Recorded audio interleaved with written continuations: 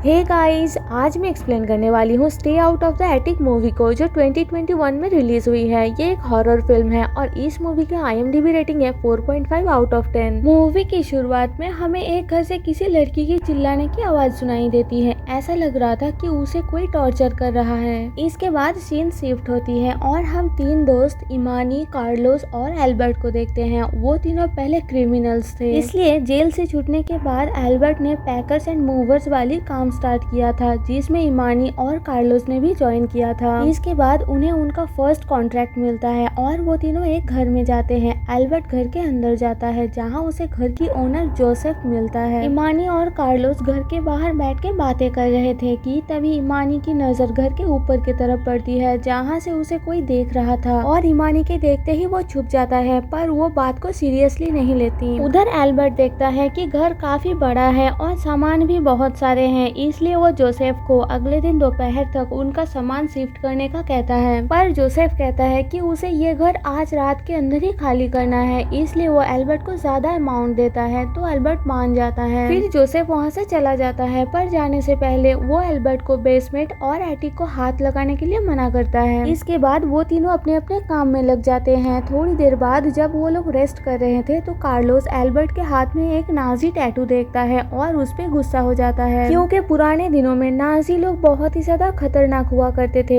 इमानी Carlos को समझाती है कि एल्बर्ट अच्छा इंसान है, तो वो तीनों फिर से दोस्त बन जाते हैं और अपना काम कंटिन्यू करते हैं। कार्लोस लाइब्रेरी में बुक पैक करना स्टार्ट करता है। इमानी एक रूम में पैकिंग करने लगती है और एल्बर्ट घर के दूसरे तरफ जाते टाइम बेसमेंट के दरवाजे पर लॉक लगा हुआ नोटिस करता है। इमानी जब उस रूम में पैकिंग का काम कर रही होती है तो उसे कुछ आवाजें सुनाई देती हैं, पर वो बात को सीरियसली नहीं लेती और काम कंटिन्यू करती है। पर हम उसके पीछे सीलिंग पे एक हाथ लटकता हुआ देखते हैं, जो काफी क्रीपी था। उधर कार्लोस को लाइब्रेरी में कुछ जर्मन बुक्स मिलते हैं, जिसमें जोसेफ के बारे में कुछ लिखा हुआ था। कार्लोस को जर्मन पढ़ना नहीं आता था, इसलिए वो बाकी दोनों को बुलाता है। एल्बर्ट को जर्मन पढ़ना आता था, वो बुक को पढ़ता है जिसमें जोसेफ के बारे में लिखा था कि वो एक बहुत ही खतरनाक जर्मन डॉक्टर हुआ करता था और अजीब अजीब चीजों को लेकर एक्सपेरिमेंट करता था। ये जानने के बाद वो लोग काफी डर जाते हैं। एल्बर्ट उन्हें वहाँ से जाने के लिए कहता है, पर इमानी उन्हें समझाती है कि अगर वो लोग वहाँ से चले गए तो उनका फर्स्ट कॉन्ट्रैक्ट और इतने सारे पैसे चले जाएंगे, इसलिए वो लोग काम जल्दी खत्म करके वहाँ से जाने का सोचते हैं और काम पर लग जाते हैं। उधर हम जोसेफ को देखते हैं, जो कैमरा से उन पर नजर रख रहा था। काम करते टाइम कार्लोस को एक सूटकेस मिलता है जिसमें बहुत सारे जुड़वा बच्चों के बर्थ सर्टिफिकेट्स थे और एक बॉक्स में बहुत सारे इंसानों के दांत थे। ये सब देख के वो लोग काफी डर जाते हैं और वहाँ से निकलने का तय करते हैं। जोसेफ कैमरा से ये सब देख लेता है। वो समझ जाता है कि उन तीनों को उसके बारे में सब कुछ पता चल चुका है, इसलिए वो उन तीनों को घर से बाहर जाने नहीं दे सकता और घर से बाहर जाने का सारा रास्ता लॉक कर देता है। वो बेसमेंट का दरवाजा खोल के एक म्यूटेंट क्रिएचर को आजाद कर देता है, जो काफी खतरनाक था और उस म्यूटेंट को जोसेफ ने अपनी एक्सपेरिमेंट से ऐसा बना दिया था। उधर उन तीनों को एटिक में से कुछ आवाजें सुनाई देती हैं, जिससे वो डर जाते हैं और वहाँ से भागने के लिए दरवाजा खोलने की कोशिश करते हैं, पर देखते हैं कि सारा दरवाजा लॉक्ड है, इसलिए वो लोग अलग अलग होकर बाहर जाने का रास्ता ढूंढने लगते हैं। एल्बर्ट और कार्लोस एटिक में जा पहुंचते हैं। उन्हें लग रहा था कि शायद वहां से बाहर जाने का कोई रास्ता हो, इसलिए वो वहां का लॉक तोड़ देते हैं। दूसरे तरफ इमानी पे वो म्यूटेंट क्रिएचर हमला कर देता है।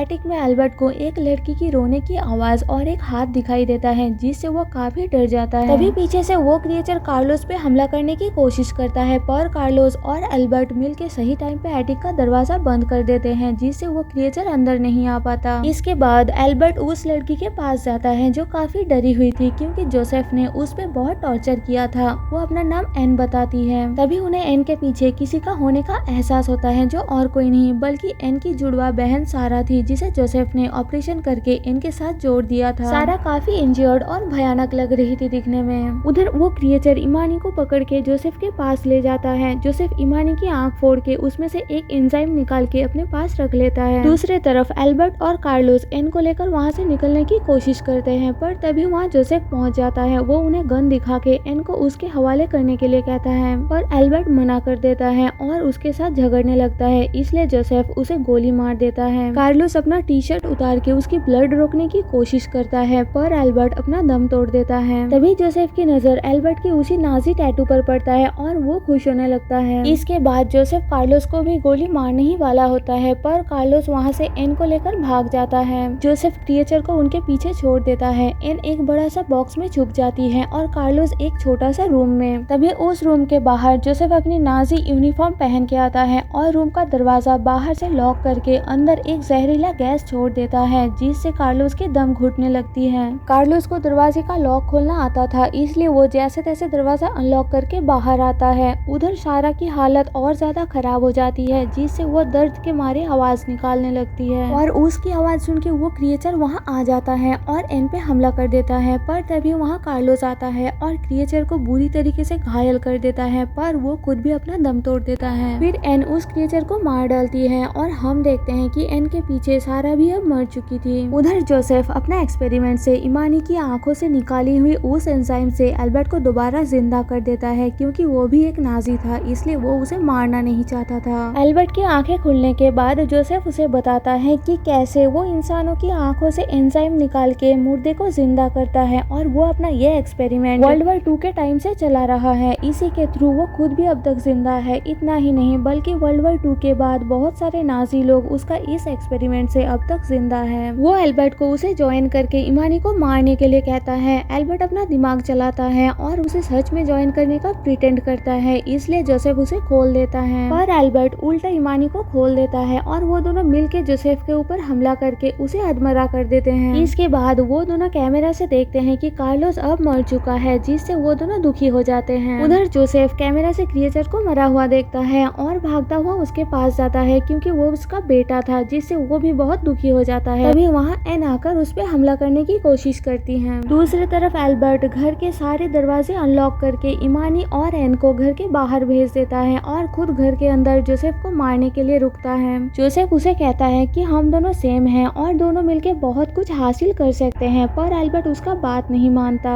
वो अपना नाजी टैटू वाला हिस्सा काट के उसके मुंह पे मारता है और फिर उसे बुरी तरीके से मार डालता है। इमानी और एन घर के बाहर जाके हेल्प के लिए चिल्लाने लगते हैं। उधर जोसेफ मरने से पहले घर का एक रूम का दरवाजा अनलॉक कर देता है, जहाँ से बहुत सारे म्यूटेंट क्रिएचर बाहर आने लगते हैं और एल्बर्ट उनका सामना करता है। मूवी के एंड में हम देखते हैं कि कार्लोस अभी तक मरा नहीं था। उधर इमानी और एल्बर्ट भी अपना नॉर्मल लाइफ खुशी खुशी जीने लगते हैं। वीडियो अच्छी लगी तो चैनल को सब्सक्राइब करना मत भूलना, क्योंकि इससे आपका एक पैसा भी खराब नहीं होगा। तो इतना भी क्या कंजूसी। मिलते हैं आपसे मेरे नेक्स्ट वीडियो में, तब तक के लिए बाय बाय दोस्तों।